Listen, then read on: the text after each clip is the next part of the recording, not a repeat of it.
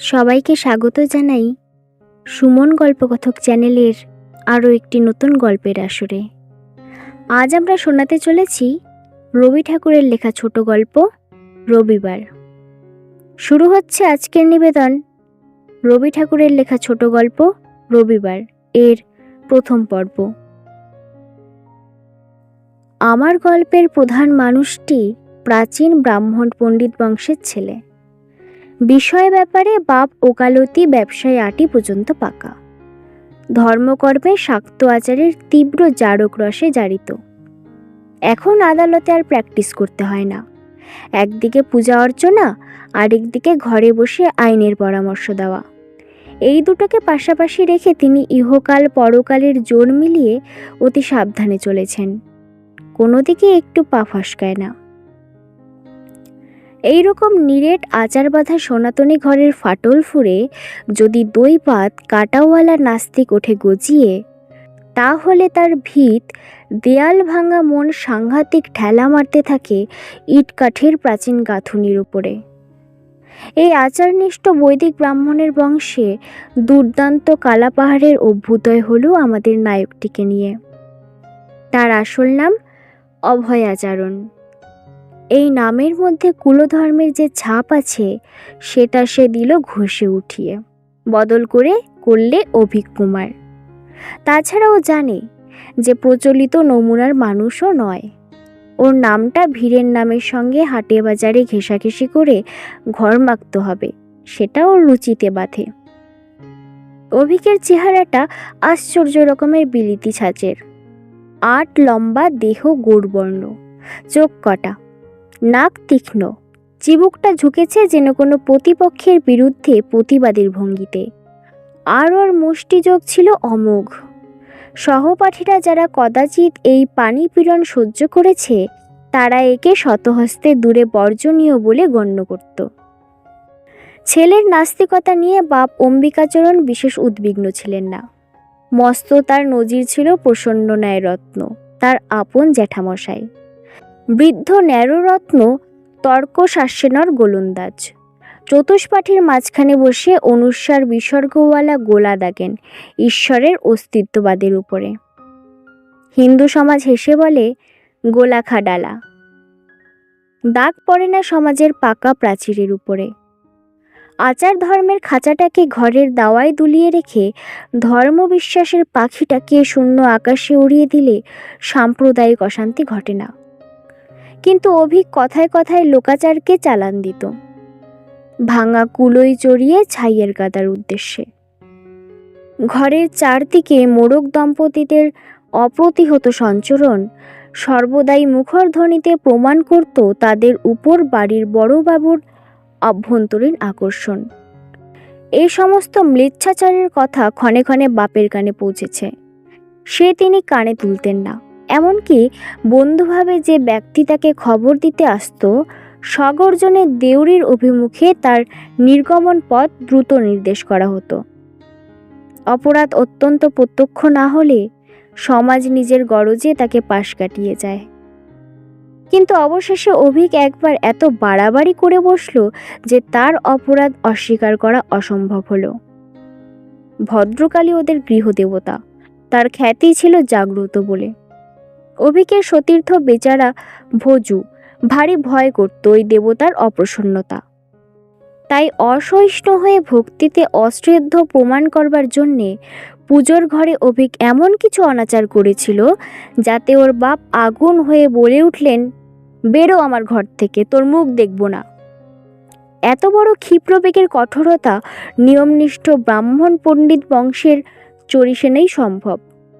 ছেলে মাকে গিয়ে বললে, মা, দেবতাকে অনেককাল ছেড়েছি। এমন অবস্থায় আমাকে দেবতার ছাড়াটা নেহাত বাহুল্য, কিন্তু জানি বেড়ার ফাঁকের মধ্য দিয়ে হাত বাড়ালে তোমার প্রসাদ মিলবেই। ওইখানে কোনো দেবতার দেবতাগিরি খাটে না, তা যত বড় জাগ্রত হন না তিনি। মা চোখের জল মুছতে মুছতে আঁচল থেকে খুলে ওকে একখানি নোট দিতে গেলেন। ও বললে, ওই নোটখানায় যখন আমার অত্যন্ত বেশি দরকার আর থাকবে না, তখনই তোমার হাত থেকে নেব। অলক্ষীর সঙ্গে কারবার করতে জোর লাগে। ব্যাংকনোট হাতে নিয়ে তাল ঠোকা যায় না। অভিকের সম্বন্ধে আরও একটা কথা বলতে হবে। জীবনে ওর দুটি উল্টো জাতের শখ ছিল, এক কলকারখানা জোড়াতাড়া দেওয়া, আর এক ছবি আঁকা। ওর বাপের ছিল 3খানা মোটর গাড়ি, তার মফস্বল অভিযানের বাহন। যন্ত্রবিদ্যায় ওর হাতে খড়ি সেইগুলো নিয়েই। তাছাড়া তার ক্লায়েন্টের ছিল মোটরের কারখানা, সেইখানেও শখ করে বেগার খেটেছে অনেকদিন। অভিক ছবি আঁকা শিখতে গিয়েছিল সরকারি আর্ট স্কুলে। কিছুকালের মধ্যেই ওর এই বিশ্বাস দৃঢ় হলো যে আর বেশি দিন শিখলে ওর হাত হবে কলে তৈরি, ওর মগজ হবে ছাঁচে ঢালা। ও আর্টিস্ট, সেই কথাটা প্রমাণ করতে লাগলো নিজের জোর আওয়াজে। প্রদর্শনী বের করলো ছবির। কাগজের বিজ্ঞাপনে তার পরিচয় বেরোলো আধুনিক ভারতের সর্বশ্রেষ্ঠ আর্টিস্ট অভিক কুমার, বাঙালি টিশিয়ান। ও যতই গর্জন করে বললে আমি আর্টিস্ট, ততই তার প্রতিধ্বনি উঠতে থাকলো একদল লোকের ফাঁকা মনের গুহায়। তারা অভিভূত হয়ে গেল। শিষ্য এবং তার চেয়ে বেশি সংখ্যক শিষ্যা জমল ওর পরিমণ্ডলীতে। তারা বিরুদ্ধ দলকে আখ্যা দিল ফিলিস্টাইন, বলল বুর্জোয়া। অবশেষে দুর্দিনের সময় অভিক আবিষ্কার করল যে তার ধনী পিতার তহবিলের কেন্দ্র থেকে আর্টিস্টের নামের পরে রজতচ্ছটা বিচ্ছুরিত হতো তারই দীপ্তিতে ছিল তার খ্যাতির অনেকখানি উজ্জ্বলতা। সঙ্গে সঙ্গে সে আরেকটি তত্ত্ব আবিষ্কার করেছিল যে অর্থভাগ্যের বঞ্চনা উপলক্ষ করে মেয়েদের নিষ্ঠায় কোনো ইতর বিশেষ ঘটেনি। উপাসিকারা শেষ পর্যন্ত 2 চক্ষু বিস্ফারিত করে উচ্চমধুর কণ্ঠে তাকে বলেছে আর্টিস্ট। কেবল নিজেদের মধ্যে পরস্পরকে সন্দেহ করেছে যে স্বয়ং তারা 2-1 ছাড়া বাকি সবাই আর্টের বোঝে না কিছুই, ভণ্ডামি করে, গা জ্বলে যায়। অভিকের জীবনের পরবর্তী ইতিহাস সুদীর্ঘ এবং অস্পষ্ট। ময়লা টুপি আর তেলকালি মাখা নীল রঙের জামা, ইজের পরে বার্ন কোম্পানির কারখানায় প্রথমে মেশিনগিরি ও পরে হেড মেশিনের কাজ পর্যন্ত চালিয়ে দিয়েছে। মুসলমান খালাসিদের দলে মিশে 4 পয়সার পরোটা আর তার চেয়ে কম দামের শাসন নিষিদ্ধ পশু মাংস খেয়ে ওর দিন কেটেছে সস্তায়। লোকে বলেছে ও মুসলমান হয়েছে, ও বলেছে মুসলমান কি নাস্তিকের চেয়েও বড়। হাতে যখন কিছু টাকা জমলো তখন অজ্ঞাতবাস থেকে বেরিয়ে এসে আবার সে পূর্ণ পরিস্ফুট আর্টিস্ট রূপে বোহেমিয়ানি করতে লেগে গেল। শিষ্যা জুটল। চশমা পরা তরুণীরা তার স্টুডিওতে আধুনিক বেআব্রু রীতিতে যেসব নগ্ন মনস্তত্ত্বের আলাপ আলোচনা করতে লাগলো, ঘন সিগারেটের ধোঁয়া জমল তার কালিমা আবৃত করে। পরস্পরের প্রতি কটাক্ষপাত ও অঙ্গুলি নির্দেশ করে বললে পজিটিভলি ভালগার। বিভা ছিল এই দলের একেবারে বাইরে। কলেজের প্রথম ধাপের কাছেই অভিকের সঙ্গে ওর আলাপ শুরু। অভিকের বয়স তখন 18। চেহারায় নবযৌবনের তেজ ঝকঝক করছে, আর তার নেতৃত্ব বড় বয়সের ছেলেরাও স্বভাবতই নিয়েছে স্বীকার করে। ব্রাহ্ম সমাজে মানুষ হয়ে পুরুষদের সঙ্গে মেশবার সংকোচ বিভার ছিল না, কিন্তু কলেজে বাধা ঘটল। তার প্রতি কোনো ছেলের অশিষ্টতা হাসিতে, কটাক্ষে, ইঙ্গিতে, আভাসে স্ফুরিত হয়েছে। কিন্তু একদিন একটি শহুরে ছেলের অভদ্রতা বেশ একটু গায়ে পড়া হয়ে প্রকাশ পেল। সেটা অভিকের চোখে পড়তেই সেই ছেলেটাকে বিভার কাছ থেকে হিড়হিড় করে টেনে নিয়ে এসে বলল, মাপ চাও। মাপ তাকে চাইতেই হলো, নতশিরে আমতা আমতা করে। তারপর থেকে অভিক দায় নিল বিভার রক্ষাকর্তার। তা নিয়ে সে অনেক বশেন্যক্তির লক্ষ্য হয়েছে। সমস্তই ঠিকরে পড়েছে তার চওড়া বুকের উপর থেকে। সে গ্রাহ্যই করেনি। বিভা লোকের কানাকানিতে অত্যন্ত সংকোচ বোধ করেছে, কিন্তু সেই সঙ্গে তার মনে একটা রোমাঞ্চকর আনন্দও দিয়েছিল। বিভার চেহারায় রূপের চেয়ে লাবণ্য বড়, কেমন করে মন টানে ব্যাখ্যা করে বলা যায় না। অভিক ওকে একদিন বলেছিল, অনাহুতের ভোজে মিষ্টান্ন মিতরে জনা, কিন্তু তোমার সৌন্দর্য ইতর জনের মিষ্টান্ন নয়। ও কেবল আর্টিস্টের, লিওনার্দো দা ভিঞ্চির ছবির সঙ্গেই মেলে। একদা কলেজের পরীক্ষায় বিভা অভিককে ডিঙিয়ে গিয়েছিল। তা নিয়ে তার অজস্র কান্না আর বিষম রাগ। এই যেন তার নিজের অসম্মান। বললে, তুমি দিনরাত কেবল ছবি এঁকে এঁকে পরীক্ষায় পিছিয়ে পড়ো, আমার লজ্জা করে। কথাটা দৈবাত পাশের বারান্দা থেকে কানে যেতেই বিভার এক সখী চোখ টিপে বলেছিল, মরি মরি, তোমারই গরবে গরবিনী আমি, রূপসী তোমারই রূপে। অভিক বললে, মুখস্থ বিদ্যার দিগ্গজেরা জানেই না আমি কোন মার্কাশূন্য পরীক্ষায় পাশ করে চলেছি। আমার ছবি আঁকা নিয়ে তোমার চোখে জল পড়ে, আর তোমার শুকনো পাণ্ডিতি দেখে আমার চোখের জল শুকিয়ে গেল। কিছুতেই বুঝবে না, কেননা তোমরা নামজাদা দলের পায়ের তলায় থাকো চোখ বুজে, আর আমরা থাকি বদনামী দলের শিরোমণি হয়ে। এই ছবির ব্যাপারে দুজনের মধ্যে তীব্র একটা দ্বন্দ্ব ছিল। বিভা অভিকের ছবি বুঝতেই পারত না, সে কথা সত্যি। অন্য মেয়েরা যখন ওর আঁকা যা কিছু নিয়ে হৈ হৈ করত, সভা করে গলায় মালা পরাতো, সেটাকে বিভা অশিক্ষিতের ন্যাকামি মনে করে লজ্জা পেত।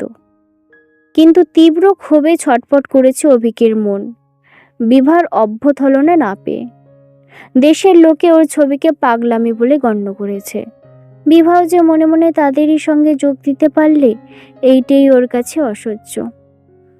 কেবলই এই কল্পনা ওর মনে জাগে যে একদিন ও ইউরোপে যাবে, আর সেখানে গিয়ে যখন জয়ধ্বনি উঠবে তখন বিভাও বসবে জয়মাল্য গাঁথতে। রবিবার সকালবেলা ব্রহ্ম মন্দিরে উপাসনা থেকে ফিরে এসে বিভা দেখতে পেলে অভিক বসে আছে তার ঘরে। বইয়ের পার্সেলের ব্রাউন মোড়াক ছিল আবর্জনার ঝুড়িতে, সেইটে নিয়ে কালি কলমে একখানা আঁচড় কাটা ছবি আঁকছিল। বিভা জিজ্ঞাসা করল, হঠাৎ এখানে যে? অভিক বললে, সঙ্গত কারণ দেখাতে পারি, কিন্তু সেটা হবে গৌণ। মুখ্য কারণটা খুলে বললে সেটা হয়তো সঙ্গত হবে না। আর যাই হোক, সন্দেহ করো না যে চুরি করতে এসেছি। বিভা তার ডেস্কের চৌকিতে গিয়ে বসল। বললে, দরকার যদি হয় না হয় চুরি করলে পুলিশে খবর দেব না। অভিক বললে, দরকারের হা করা মুখের সামনে তো নিত্যই আছি। পরের ধন হরণ করা অনেক খেসেনই পুণ্যকর্ম, পারিনে পাছে অপবাদটা দাগা দেয় পবিষণ নাস্তিক মতকে। ধার্মিকদের চেয়ে আমাদের অনেক বেশি সাবধানে চলতে হয়, আমাদের নেতি দেবতার ইজ্জত বাঁচাতে। অনেকক্ষণ তুমি বসে আছো? তা আছি, বসে বসে সাইকোলজির একটা দুঃসাধ্য প্রবলেম মনে মনে নাড়াচাড়া করছি, যে তুমি পড়াশোনা করেছো আর বাইরে থেকে দেখে মনে হয় বুদ্ধিশুদ্ধিও কিছু আছে, তবু ভগবানকে বিশ্বাস করো কি করে? এখনও সমাধান করতে পারিনি। বোধহয় বারবার তোমার এই ঘরে এসে এই রিসার্চের কাজটা আমাকে সম্পূর্ণ করতে হবে। আবার বুঝি আমার ধর্মকে নিয়ে লাগলে? তার কারণ তোমার ধর্ম যে আমাকে নিয়ে লেগেছে। আমাদের মধ্যে যে বিচ্ছেদ ঘটিয়েছে সেটা মর্মঘাতী, সে আমি ক্ষমা করতে পারিনি। তুমি আমাকে বিয়ে করতে পারো না, যেহেতু তুমি যাকে বিশ্বাস করো আমি তাকে করি নে, বুদ্ধি আছে বলে। কিন্তু তোমাকে বিয়ে করতে আমার তো কোনো বাধা নেই। তুমি অবুঝের মতো সত্য মিথ্যে যাই বিশ্বাস করো না কেন, তুমি তো নাস্তিকের জাত মারতে পারো না। আমার ধর্মের শ্রেষ্ঠতা এইখানে, সব দেবতার চেয়ে তুমি আমার কাছে প্রত্যক্ষ সত্য। একথা ভুলিয়ে দেবার জন্যে একটি দেবতাও নেই আমার সামনে। এখানেই শেষ হচ্ছে রবি ঠাকুরের গল্প অবলম্বনে রবিবার এর প্রথম পর্ব। ভিডিওটি ভালো লেগে থাকলে একটি লাইক, কমেন্ট এবং চ্যানেলটিকে সাবস্ক্রাইব করে দেবেন। সবাই ভালো থাকবেন, সুস্থ থাকবেন।